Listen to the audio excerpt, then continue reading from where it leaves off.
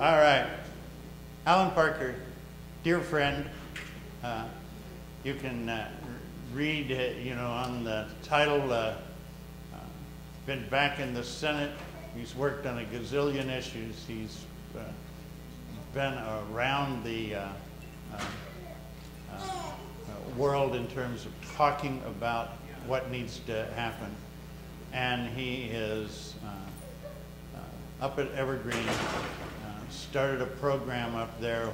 As you look around Indian country, there's been a lot of people who have been impacted and are grateful for what Alan has done.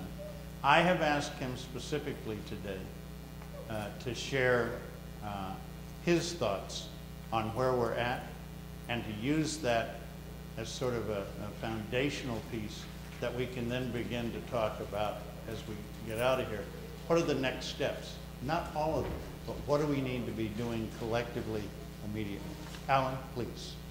Thank you, Ryan. You had some great speakers, and I particularly was busy taking notes when Patricia was up here kind of giving us the best analysis that I think we could get at this point in time, right after the midterm elections, and trying to assess, how is that impacting our concerns, the prospects, for creating relationships, who's going to be in charge, and so on.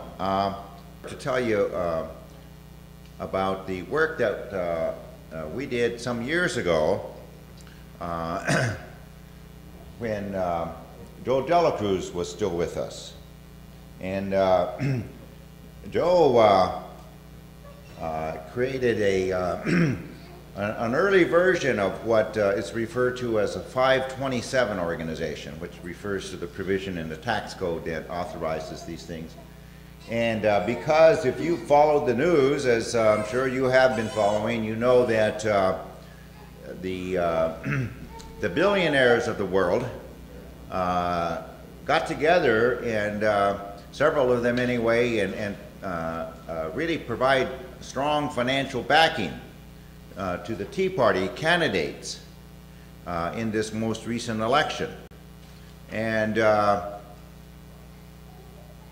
the way the media covered, sort of, and continues to cover the phenomenon of the Tea Party, you would think that, oh, this is a grassroots, organization. These are people, who are inspired, within themselves, to come forward and, and claim the country back, or whatever, silly slogans they're using. But you look beneath the surface and you see that, wait a minute, why are they being backed by a group of billionaires? So I think you can quickly come to the conclusion that it's really just a fraud that's being perpetrated. That the so-called Tea Party movement, there are indeed, I'm sure, some very sincere people involved who really are concerned, on behalf of the country, and as they see it, the impacts of the deficit, having on the country and so on. But really, they are part of a much more coordinated and powerful campaign that was organized by the Karl Roves of the world. And again, I call it a fraud being perpetrated on the American public, because the part of what Karl Rove learned to do very well when he served as Bush's staff, in his staff, and helped him organize his campaigns, was how do you mobilize people and at the same time keep hidden what you are really about.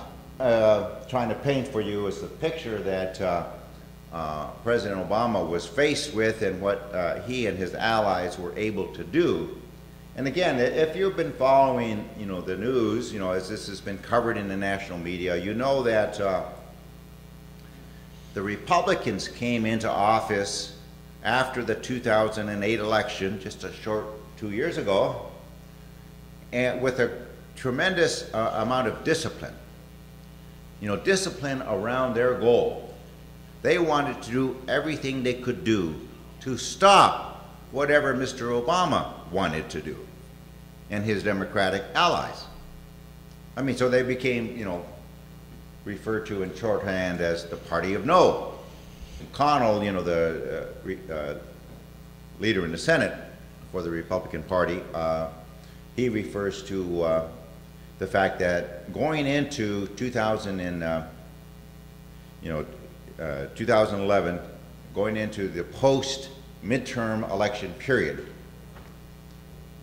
his focus, and he wants all of his Republican colleagues to be focused on a single goal: organizing to beat President Obama in his re-election campaign in 2012.